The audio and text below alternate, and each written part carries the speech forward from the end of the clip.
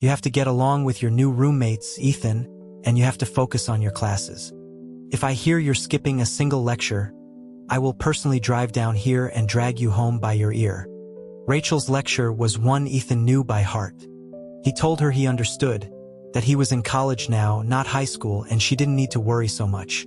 She just shot him a look, calling him a brat.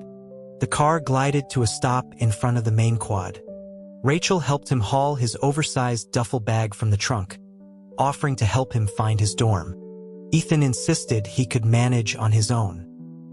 He dragged his rolling suitcase toward the ivy-covered brick archway of Northwood University, turning to give his sister one last wave goodbye. She smiled, waving back until he disappeared through the gate. Ethan looked away from his sister, turning his head just in time to collide with someone.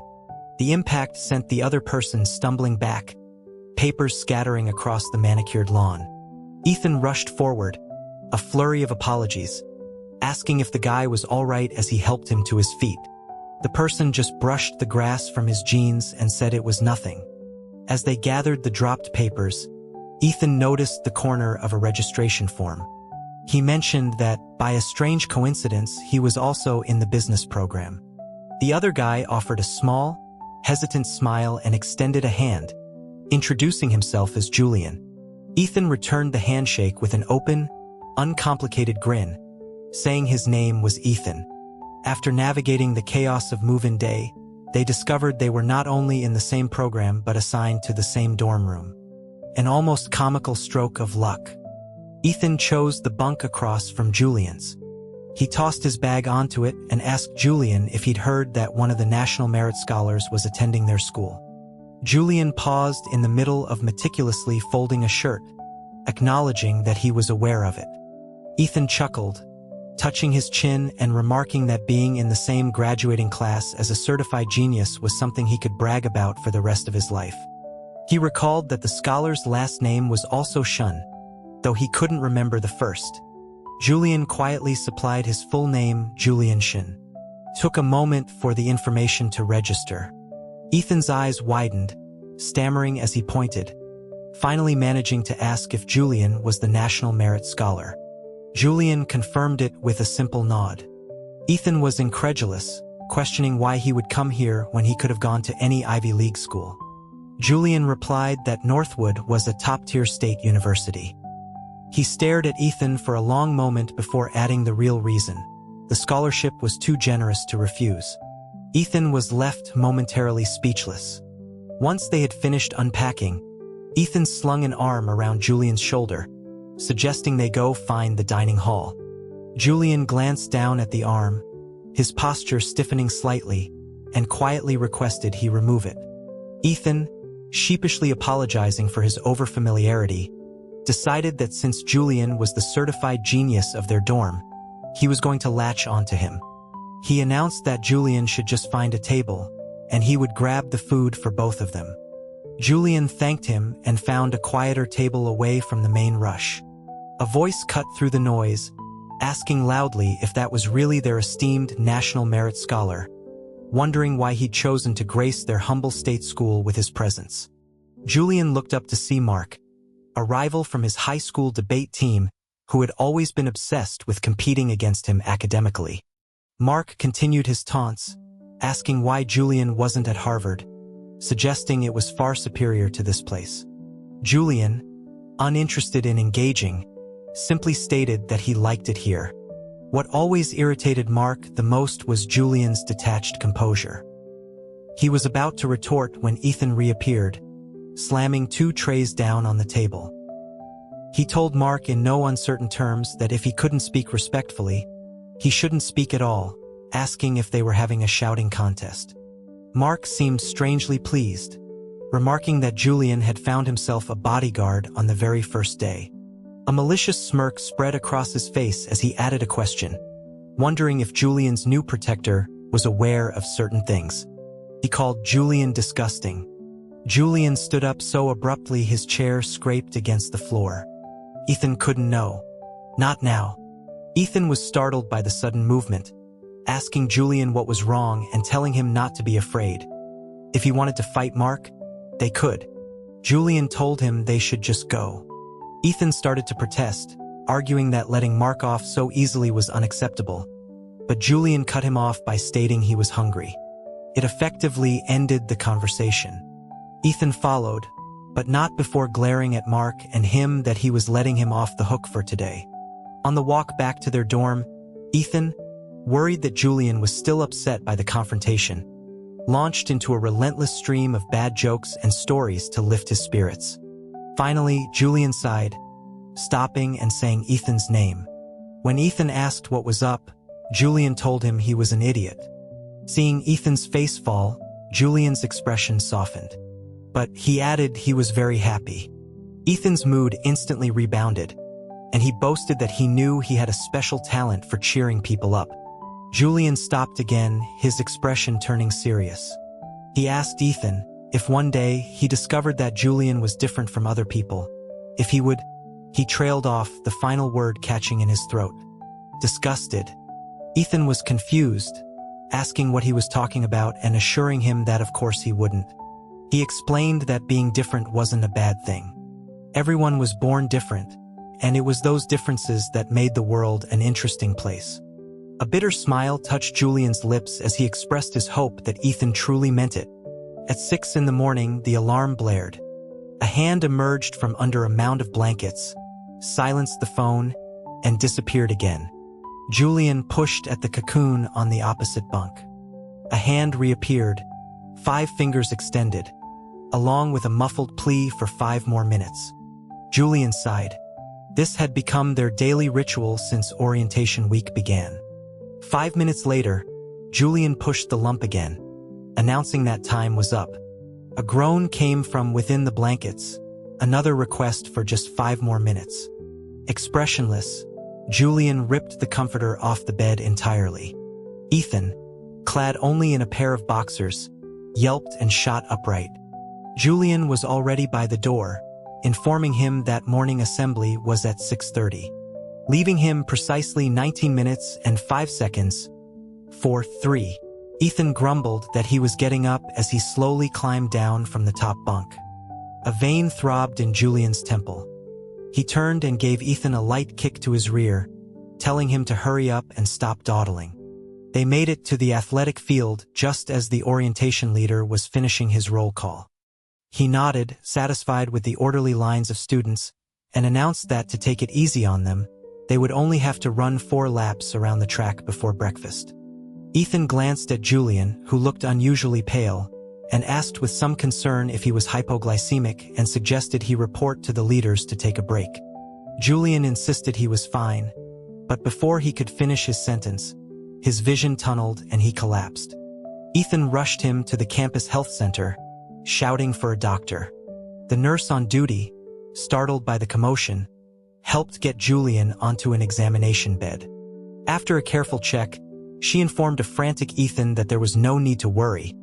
It was just low blood sugar, and all he needed was something to eat. Ethan was still anxious, asking if he needed water or anything else. The nurse told him no, just to let Julian rest for a while. Sunlight streamed through the window, warming Julian's skin. He opened his eyes to a sterile white ceiling. He looked around the small room and saw Ethan slumped in a chair next to the bed, fast asleep. A faint smile curved Julian's lips, and he reached out, his fingers gently brushing through Ethan's messy hair. The movement stirred Ethan awake. He rubbed his eyes, asking if Julian was feeling better and offering him some lukewarm oatmeal he had brought from the dining hall. Julian agreed. Ethan carefully scooped up a spoonful, blew on it, and held it to Julian's mouth.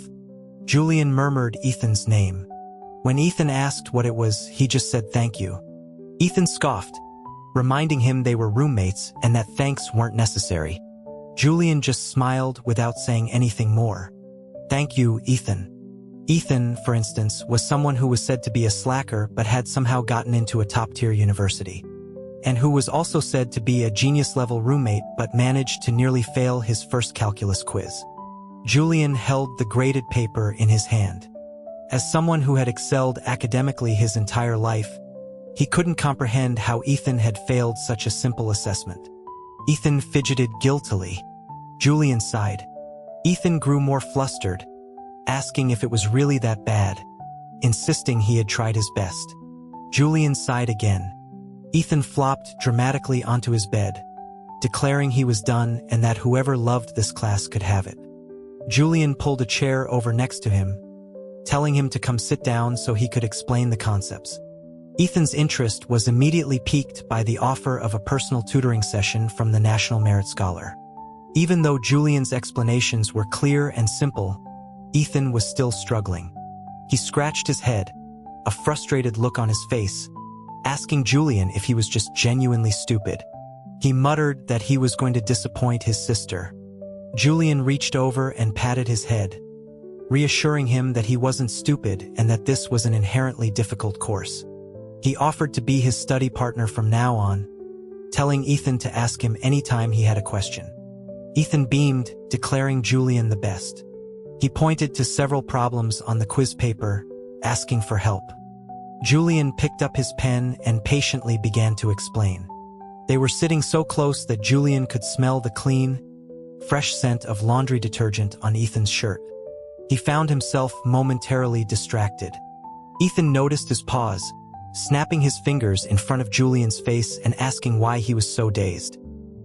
He smoothed his bangs back with a narcissistic flair, joking about whether Julian was captivated by his rugged good looks. Julian tapped him on the forehead with his pen, telling him to focus on the problem. Ethan rubbed his forehead, grumbling.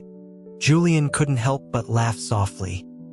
He admitted with a wry smile that yes, he was captivated. For Thanksgiving break, Ethan had to go home, as his family lived just a few towns over. He asked Julian if he was also going home, remembering that all 4 of their suitemates were from in-state. Julian paused his reading, then replied nonchalantly that he wouldn't be going back because there was no one at home.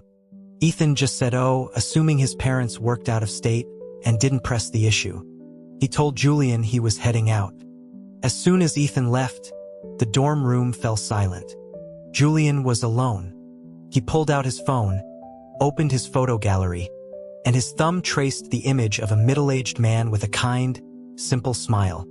He thought to himself that he was alone again, but it didn't matter.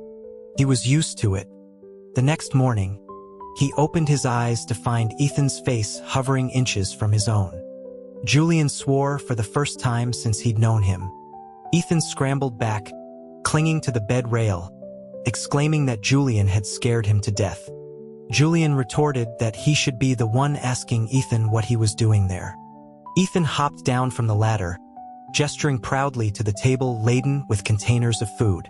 He explained that he had come back to keep Julian company, and that these were all leftovers from his sister's Thanksgiving dinner, which he claimed was the best food in the world. Julian was momentarily stunned. Ethan urged him to stop daydreaming and come down, saying he'd brought all this delicious food to share. Afterward, they could go out. He declared that he couldn't let Julian spend the holiday all alone. Julian slowly climbed out of bed, staring at the feast on the table, his thoughts a jumble. He said Ethan's name. When Ethan asked what was up, Julian simply wrapped his arms around him, buried his face in his neck, and mumbled, "Thank you." In mid-November, the business and computer science departments organized an intramural basketball game, and Ethan was a starting player. He told Julian to watch closely, boasting that the most handsome guy on the court would undoubtedly be him. Julian smiled and promised he would.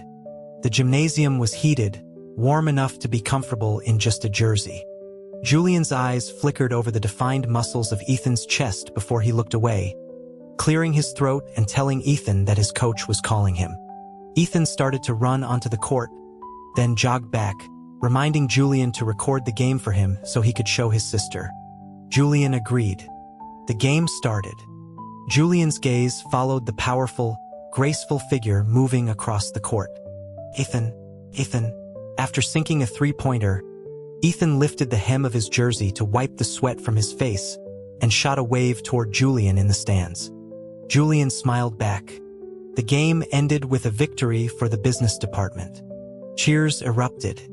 Ethan ran over to Julian like a puppy seeking praise, exclaiming that they had won and asking if he was the best. Julian nodded, confirming that he was. Ethan then asked if he had recorded it for his sister. Julian affirmed that he had, handing over his phone. Then he asked, a little hesitantly, if Ethan could send him a copy of the video as well, claiming he wanted to learn how to play. Ethan, engrossed in the video, looked up and said watching a video was boring. He would teach him how to play sometime. Julian agreed, and they sealed the deal. As the semester drew to a close, Ethan's biggest challenge was the upcoming final exams. Julian was trying to explain a formula, but before he could finish, Ethan slumped back on his bed, groaning that it was hopeless and he couldn't learn it. Julian told him that wasn't an option unless he wanted to fail the course. Ethan covered his face with a textbook, begging Julian to save him. He added that for this life-saving grace, he would have to. Julian, intrigued, pulled the book from his face and finished the sentence for him, asking if he was offering to repay him with his body. Ethan clutched the front of his shirt in mock horror, declaring that he was a straight man. Julian was stunned for a second, then burst out laughing, asking Ethan why he was so dramatic. Ethan's face flushed with anger as he called Julian a terrible person. Julian, composing himself, insisted he wasn't and urged him to get back to studying. When Ethan refused, Julian offered to treat him to dinner after he finished one page of problems. Ethan immediately perked up, asking if he was serious. Julian assured him he was more serious than anything. Ethan then tackled his calculus homework with renewed vigor. Julian just smiled and shook his head. He really was just a kid. The final exams were finally over. Miraculously, Ethan passed everything. He clasped his hands together in prayer, thanking every deity he could think of and expressing his relief at being able to face his sister. Julian was amused by his antics, asking if his sister was really that terrifying. Ethan explained that while his sister could be scary, she was also genuinely good to him, the best person in the world, in fact. He invited Julian to visit his house sometime, mentioning that his sister loved high achievers. Julian agreed, then thought for a moment and added that Ethan could come to his house sometime too. Ethan readily accepted, but then wondered if Julian's parents would like him. Julian's gaze dropped. He told him no, they wouldn't dislike him. Ethan started to say something but then stopped, sensing there was a story there that Julian didn't want to share. He simply said okay and asked for the address, planning to visit over the holidays. On New Year's Eve, Julian set out 2 place settings as he always did, one for himself and one for his adoptive father. He spoke to the empty chair, telling his dad that he was doing well.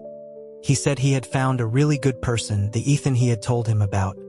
He wiped a tear from the corner of his eye, admitting that his cooking had gotten better but that he still couldn't make a perfect grilled cheese sandwich, not the way his dad used to.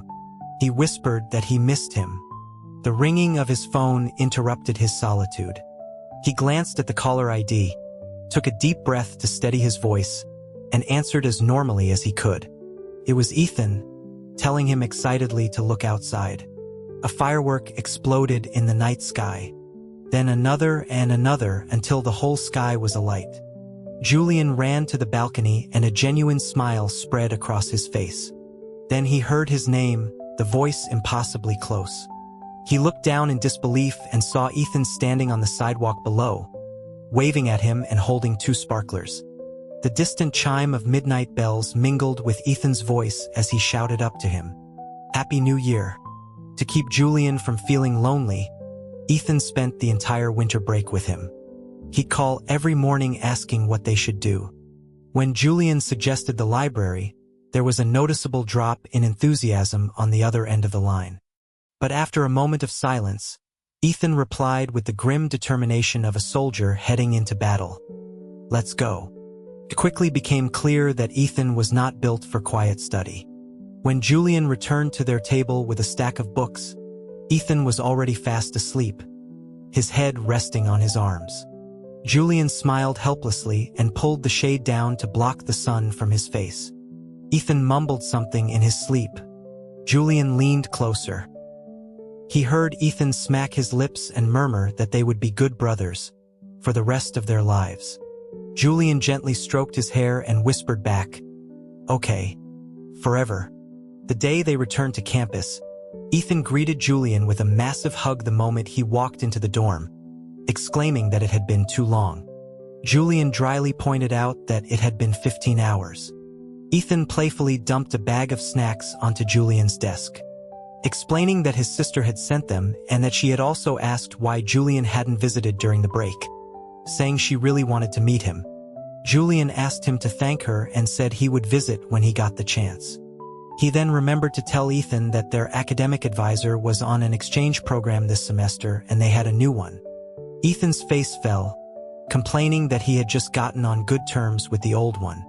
He asked what the new advisor was like. Julian shrugged, saying he didn't know but that the new advisor had asked to meet him in his office, and he invited Ethan to come along. Ethan accompanied Julian to the office. While Julian went inside to talk, Ethan peeked through the crack in the door. He thought the new teacher looked vaguely familiar, but he couldn't place him. He was so lost in thought that he didn't notice when the advisor walked to the door and opened it. Ethan tumbled into the room, landing on the floor. The teacher looked down at him with an amused smile and asked if he could help him. Ethan, embarrassed, glanced at Julian, who was trying to suppress a laugh. On an impulse, he pointed at Julian and asked the teacher if he would believe that he was Julian's personal security guard. Julian just looked at him. What an idiot. Lately, Ethan had been feeling a little paranoid. The new advisor, Mr. Davies, was being incredibly nice to him. Unsettlingly nice. He shared his wild theory with Julian, wondering if the new teacher might have inappropriate intentions toward him. Julian, who was taking a sip of water, choked and coughed violently. The more Ethan thought about it, the more plausible it seemed. He lamented that this must be the price of being handsome. Julian was speechless. He told Ethan he was overthinking things. Ethan ignored him, rambling on about how that kind of thing wasn't right, two men together. Julian stopped listening. He squeezed the plastic cup in his hand until it crumpled, and after a long moment, he slowly repeated two words, "Disgusting." Ethan looked at him, confused, and asked what he had just said. Julian met his gaze, clarifying that Ethan had been about to say that two men together was disgusting. Wasn't he? Ethan tried to backtrack, explaining that wasn't exactly what he meant, just that he couldn't accept it. He was a straight guy after all, he couldn't understand it. "I can't understand." Julian repeated the words to himself and then let out a hollow laugh. Ethan sensed something was wrong and asked him what was going on, if he had said something wrong. Julian replied that he was fine, that Ethan was right. He opened the door and walked out, saying he needed to go buy something. The door clicked shut behind him. Julian kept his head down, his expression hidden. A single door separated them. "If you ever knew what I was thinking," he thought, "would you find me disgusting?" Julian started to maintain a subtle distance from Ethan, thinking it would be better for both of them if they just remained friends. Ethan, however, couldn't stand it. He confronted Julian during a break between classes, demanding to know why he was avoiding him. He asked if they weren't good friends anymore, telling Julian to just say so if he had done something wrong. Julian, busy packing his books, denied it without looking up. He explained that two guys getting too close could lead to rumors, and he didn't want that kind of trouble. Ethan insisted that what other people said was their business and that they had nothing to hide. Julian gave a slight, bitter twitch of his lips. The problem was, he did have something to hide. Ethan declared that they were best friends and that if anyone dared to spread rumors, he would personally shut them down. He wouldn't admit it, but seeing Julian being friendly with other people lately had made him feel strangely possessive. Julian was his best friend. He told him he couldn't push him away over something so trivial. Julian finally relented. Satisfied, Ethan asked if he wanted to get lunch together. Julian said no, slung his bag over his shoulder, and left, leaving Ethan standing there, fuming. He swore that whoever caved first would be a dog. They fell into a strange, tense equilibrium. Though they acted the same as before, an invisible barrier had formed between them. In the end, it was Ethan who caved. He had a final project he couldn't figure out. He awkwardly handed his homework to Julian, asking if he could help him with some extra tutoring. Julian simply offered to lend him his notes, explaining that he had a student government meeting to attend. Ethan remembered seeing a girl from the student government practically draped all over Julian under the pretext of discussing club business, and Julian hadn't seemed to know how to push her away. The memory soured his mood. He insisted that he wanted Julian to explain it to him personally. Julian looked at him like he was a petulant child, saying he could just wait until he got back. Ethan planted himself firmly, declaring that he needed to work on it right now. Julian tried to walk around him. Ethan, in a move of pure desperation, dropped to the floor and hugged Julian's legs, chanting for him to teach him. He used too much force, and in the scuffle, he accidentally yanked Julian's sweatpants down. Julian, face flushed, pulled them back up. Ethan swallowed hard, stammering that he could explain. Julian just chuckled darkly and marched him straight to the advisor's office, telling him to explain it to Mr. Davies. Ethan was convinced there was something wrong with their advisor. The moment he heard what happened, Mr. Davies's eyes lit up, and he insisted on calling Ethan's parents. A shiver went down Ethan's spine. Call his parents? He couldn't even imagine his sister's reaction. He pleaded with the teacher not to make the call. Mr. Davies just smiled at him and asked, "What do you think?" Ethan trudged off to make the call. When his sister Rachel arrived, however, Mr. Davies had no time for him. Turned out they were old acquaintances. That's when Ethan finally remembered where he'd seen the advisor before. In one of his sister's old photo albums. He felt like he had uncovered a massive secret. After Rachel understood the full story, she nearly throttled him. It was Julian who intervened, telling the teacher it was all a misunderstanding and that Ethan wasn't to blame. Ethan explained to his sister that this was the genius roommate he was always telling her about. Then he hugged Julian and burst into dramatic tears, wailing that Julian still cared about him. Julian, thoroughly disgusted, pushed him off, complaining about the smell of sweat. Ethan simply linked his arm through Julian's, asking if they were still good friends. Julian looked back at him, a bright smile breaking across his face for the first time in weeks, asking when they had ever stopped being friends. He told Ethan to come on, they had problems to solve. Ethan was momentarily stunned. Julian, he looked beautiful when he smiled. For a long time, he couldn't think of anything else.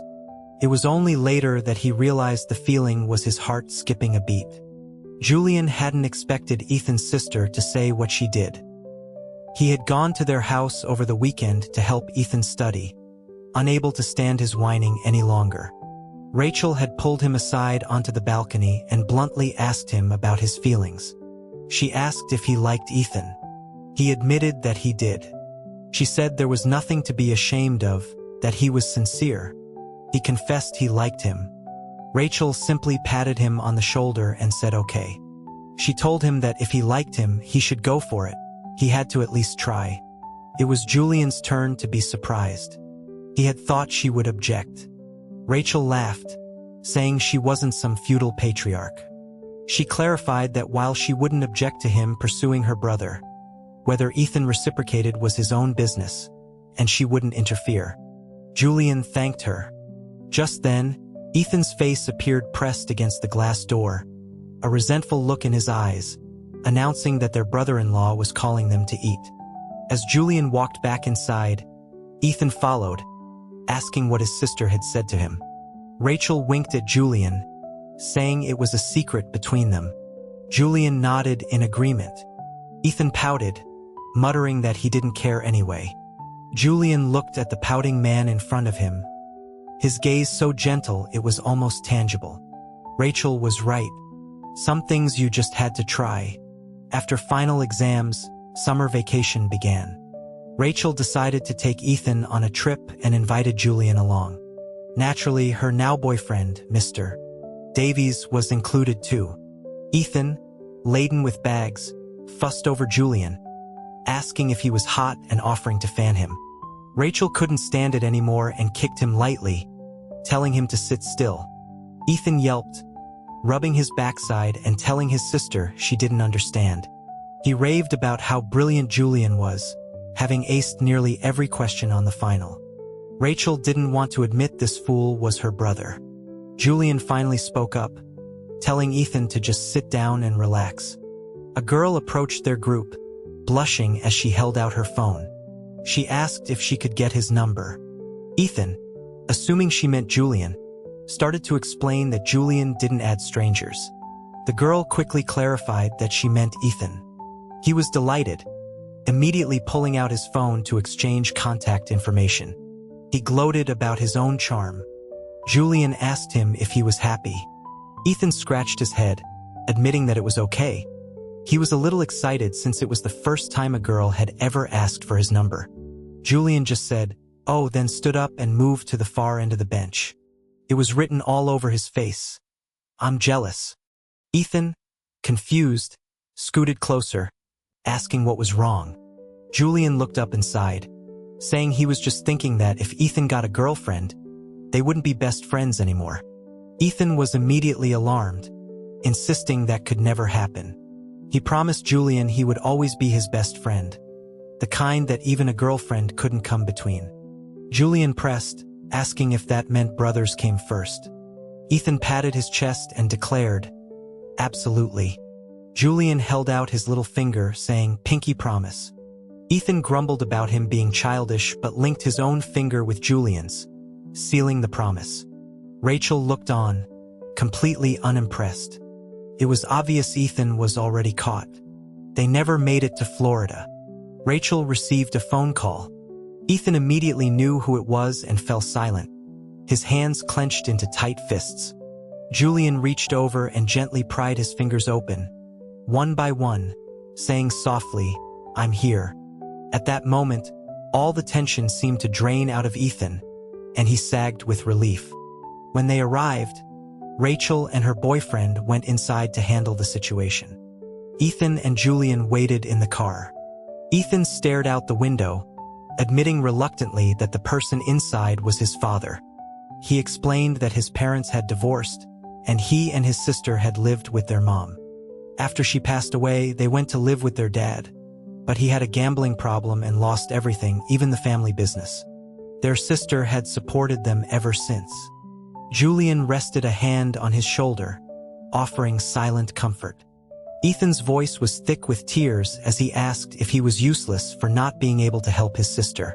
Julian turned his face toward him, telling him firmly that he was very much not useless.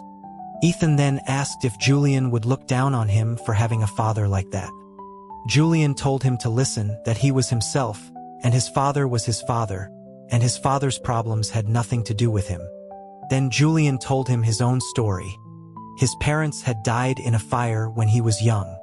His adoptive father, the firefighter who had saved him, raised him. But when Julian was in high school, his adoptive father went out on a call and never came back. Julian took a deep breath. He asked Ethan, "Would you look down on me? I don't even have a father." Ethan, stunned, wiped his face and said, "Of course not." Julian managed a small smile, saying that was good. Then, neither of them would look down on the other. Ethan threw his arms around Julian, patting his back and telling him it was okay, that he would be there for him from now on. Julian hesitated for a moment before hugging him back. After learning Julian's story, Ethan felt even more protective of him, constantly trying to drag him out to do fun things to keep his mind off sad memories. Julian was worn out by his boundless energy, telling him that he really didn't have to do all this. The past was in the past and he didn't dwell on it. Ethan just looked like a big, sad puppy, saying he just wanted Julian to be happy. Julian couldn't help but laugh, ruffling his hair and assuring him that he was very happy. He thanked him. Ethan's spirits instantly lifted, and he announced he was going to buy him an iced coffee. Julian stood waiting. A voice called his name. He turned to see a younger girl from the student government. She commented on the coincidence of running into him and offered to buy him a drink. Julian declined. The girl moved closer, saying she actually had something to tell him. Julian knew exactly what she was about to say. He cut her off, stating plainly that he liked men. The girl's face froze. She told him that even if he wanted to reject her, he didn't need to make up a reason like that.